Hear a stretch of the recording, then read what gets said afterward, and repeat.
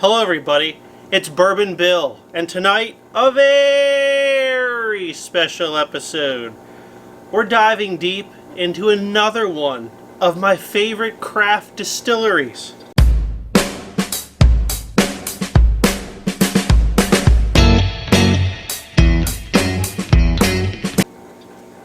That's right, it's none other than Chattanooga. That's right, the craft distillery from Tennessee. So, fun fact, this episode brought to you by a longtime and generous supporter of the channel, James. Thank you, James. This entire review tonight brought to you by James. He gave me the samples back there and sent the bottles that we're going to review tonight. So without James, you could not dive into the delicious world of Chattanooga tonight. So I have 3 full bottles that will, view and touch and feel like we always do. And then I have some sample bottles that James sent. And we're going to see what's the best stuff that Chattanooga's making of what I have available. That's the key word there. Alright, let's get started. So first up is the Chattanooga 99 Rye. And you guessed it, the 99 means 99 proof. That's right. Compute, 49.5% alcohol by volume. So the thing with Chattanooga that we're going to see on pretty much all these labels here is that it is a high malt content in their bourbons and their ryes. So it's, it's got the malty characteristics to it, and it's going to have a little bit of a malt flavor. Now listen, I'm a bourbon lover through and through, do not like Scotch on this channel, don't like Irish whiskey. But I do generally enjoy these expressions. Now I haven't tasted all of these before, so we'll reserve judgment till the end. But if you're on the fence about it, you're like, I don't know how I feel about the high malt, I think you'll be fine with most of these, honestly. That's just my 2 cents. Alright, so the 99 Rye is 99 proof. Now on the side here it says small batch Tennessee Rye malt. Tennessee Rye Malt is our rich, malt-forward approach to rye. Inspired by one of our experimental distillery's first batches of whiskey, our version of this rare and flavorful style, made from an abundance of slow-toasted and drum-roasted rye malt. The result is a bold reinvention of rye, brimming with sweet and savory notes of candied fruit, herbs, and spice. Well, it sounds pretty good. Now, most of them, their standard offerings have this little side label here. It says mash bill, malted rye, what a surprise, yellow corn, caramel malted rye, and chocolate malted rye. 53-gallon charred oak barrels, and then it says non-chill filtered, age greater than 3 years, and a 6 to 10 barrel size of the batch. So it's a 3 year and 1 day, we don't know, old rye. So there we go. We'll try that one out tonight. I gotta say, these bottles are gorgeous. They got the embossed Chattanooga here. They got the entirely cork stopper. Like, look at that's great. No cap to rip off. How many times you grabbed a bourbon bottle like, oh dang, the cap came off, the cheap adhesive let loose again? Doesn't happen if you're using solid cork for the actual cork and the topper. Smart move, Chattanooga. Smart move. Right now, I do not have, and really have no desire to have their regular small batch bourbon, because here on Bourbon Bill we like our proofs above 100. So, in its place, Chattanooga Cask 111, the barrel strength version. So it comes in at, you guessed it, 111 proof, compute 55.5% alcohol by volume. Boy, I'm loving these things here. Now, this says Cask 111 is the unfiltered small batch expression of our signature Tennessee high malt recipe. So again with the malt, distilled from a single fermentation 6 to 10 barrel lot. It's been hand selected by hand, everybody, to highlight the subtle nuances of this distinctly full-bodied and robust straight bourbon. Then over here in the little mash bill sticker, yellow corn, malted rye, caramel malted barley, and honey malted barley. So there you go. 53-gallon toasted and charred. So the rye was just charred. This is toasted and charred, 53-gallon drums. Non-chill filter, we already heard that. Age, greater than 2 years. I gotta say, for a cask strength 2 year, it's got a good color to it. It's got a good color to it. So it is younger, but we'll see if the youth notes come through. We're gonna do these blind because my wife poured them blind, but just having the bottle by itself, this is where I think they really shine. That's just my 2 cents.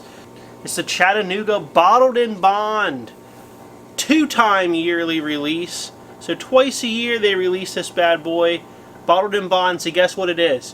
100 proof, 50% alcohol by volume. These are aged at least 4 years, so could be older, but at least 4 years in here.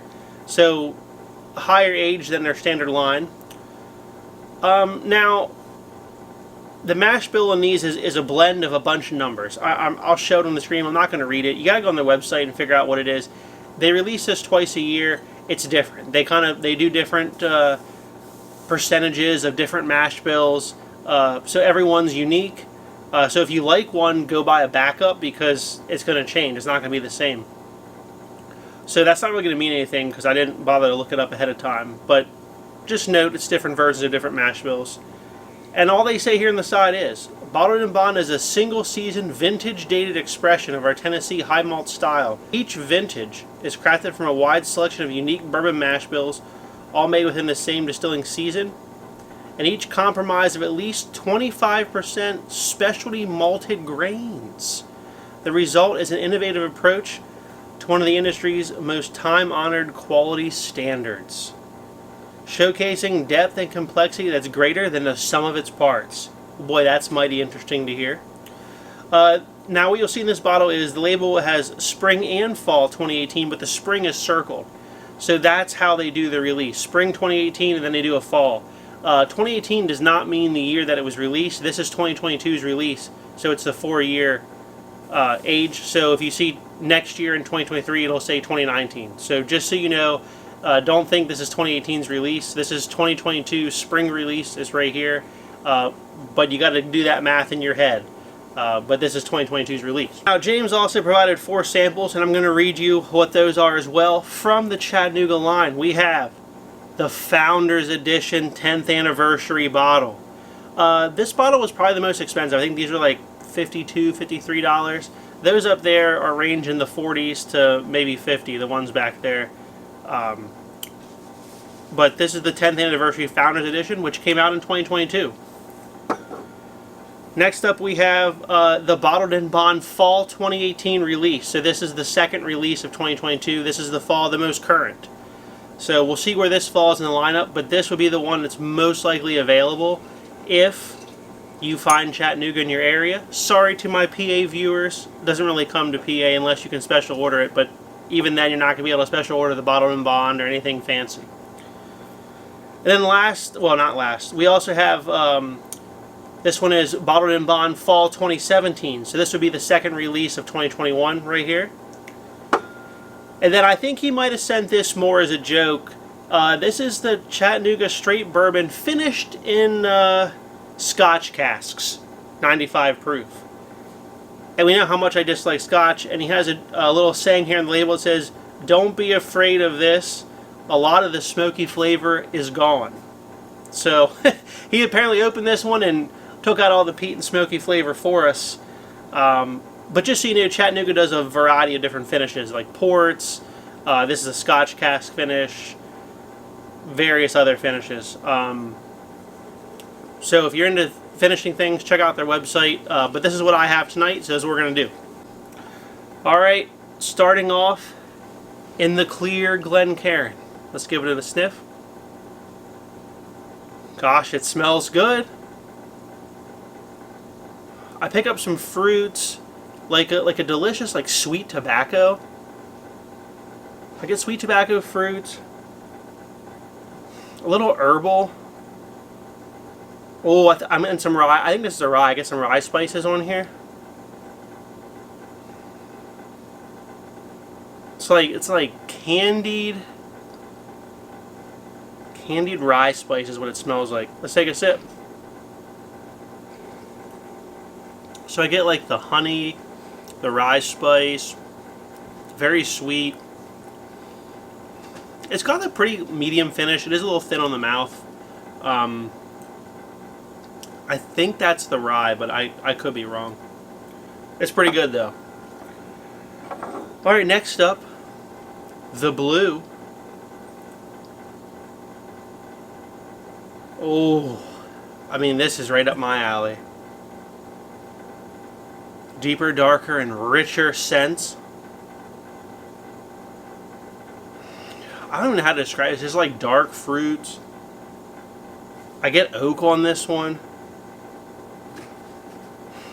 I mean, if you told me that everything in here was 4 years old or younger, I would say you're lying after smelling this.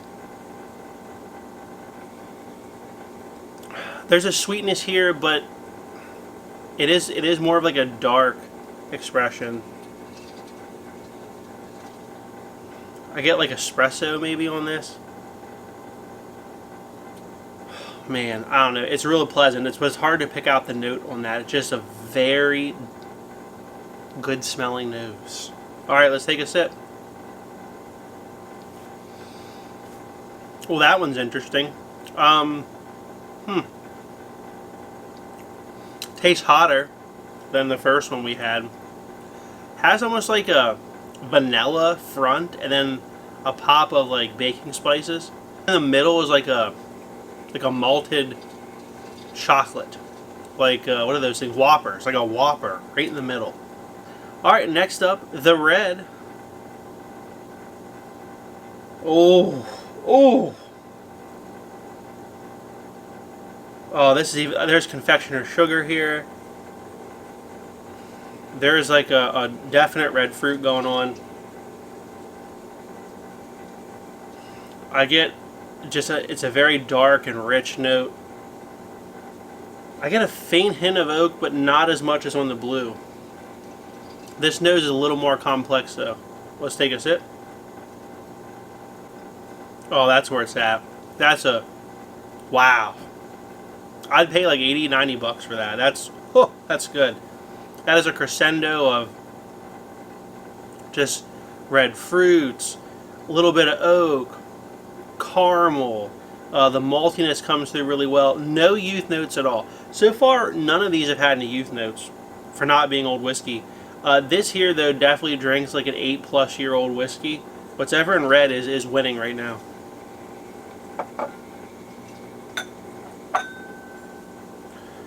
Alright, next up, the green.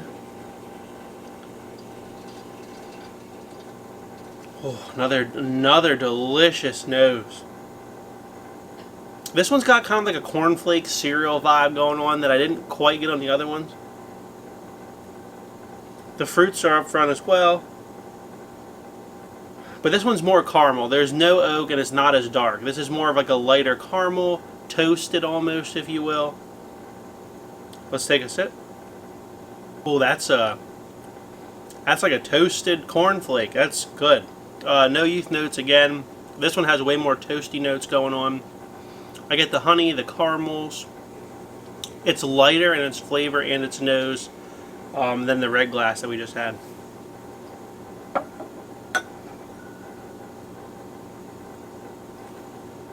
Next up, the gold.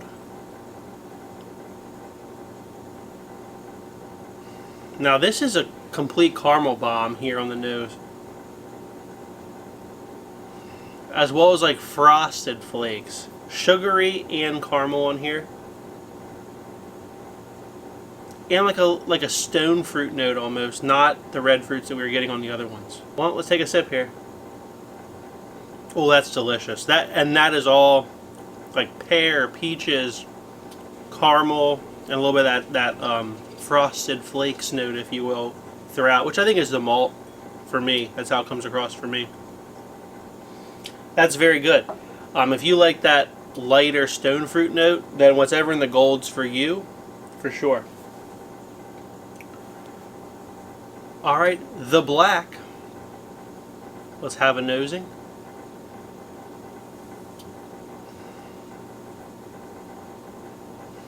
There's definitely a stronger honey note on this.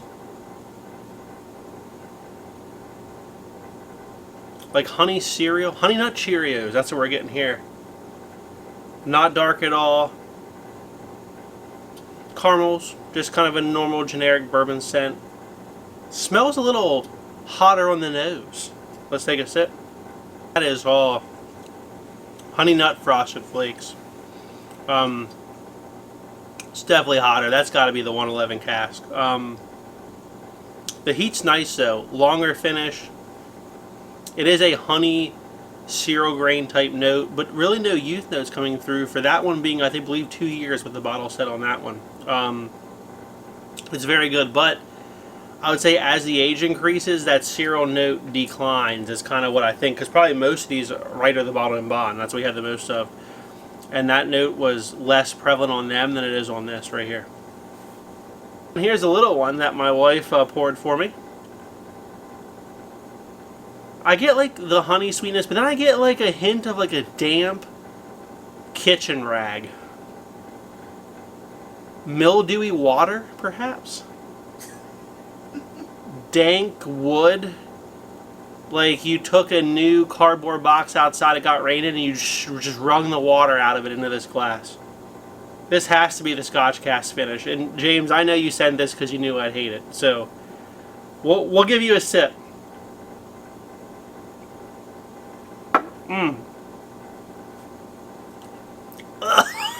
God, it tastes like burning plastic.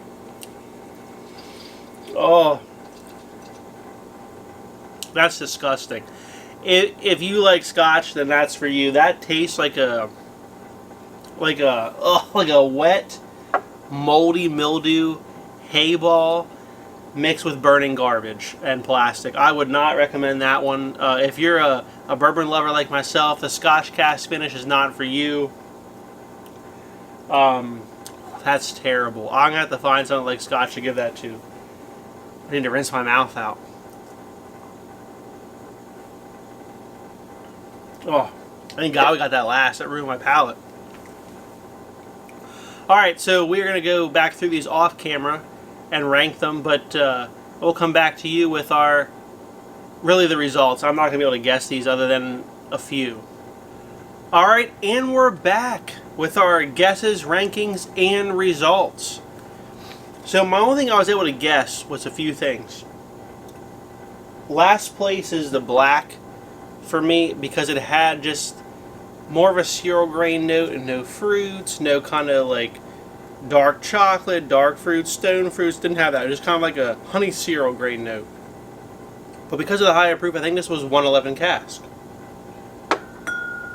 The only one I was able to guess was fourth place, clear. It had a rye note to it. Delicious. I guessed it was the 99 rye. And that's really it. I have no idea what the other ones are. Those are my guesses. Let's find out the results. I got the answer key right here. In last place, well actually in last place is actually this horrible, this has to be the Scotch, this mini one. Mini is Scotch cask finish. Surprise, surprise. Avoid that one at all costs, unless you're a Scotch fan, which you're probably not watching this channel if you are. Alright, in real last place, the black was the 111 cask. So it's probably more readily available, obviously, than the bottled in bonds, everything else. But it's good. It just lost because it was a little more simple than the other offerings here tonight. All right, in fifth place, the green. Wow, the Founders 10th Anniversary Edition found its way in fifth. For a 10th Anniversary Edition, I would have expected it to place higher. It was good. Honestly, the middle four here out of the six, I could probably swap. There's a clear first place, and there was a clear last place. And then the middle four kind of flipped around. But the 10th Anniversary was in the green. So there you have it. No need to spend the $52 for that, or roughly that's the price. You can get one of the bottled in bonds and be just as happy. In the clear, we guessed it was a 99 rye. In fourth place, the clear is 99 rye. That's a good rye. the reason it placed above the green for me was just it was very good, clean, simple flavors, but there's enough of them to make an impact. But I could have swapped 5th and 4th, to be honest. I mean, that we're splitting hairs. Very good rye, though. If you see the 99 rye, pick that up. You won't be disappointed. In 3rd place, gold, was Bottled in Bond Fall 2018. So that's the latest one. So that's the 2022 release that's going on now in the fall. Was 3rd place tonight. All right. Second and first are left. In first place was a clear winner in the red. The red is Bottled in Bond Spring 2018. This is delicious, and this is right up my flavor alley. This was deep, dark, and delicious, and that's why it won. It just had a deeper, darker, richer profile than anything else on the table tonight.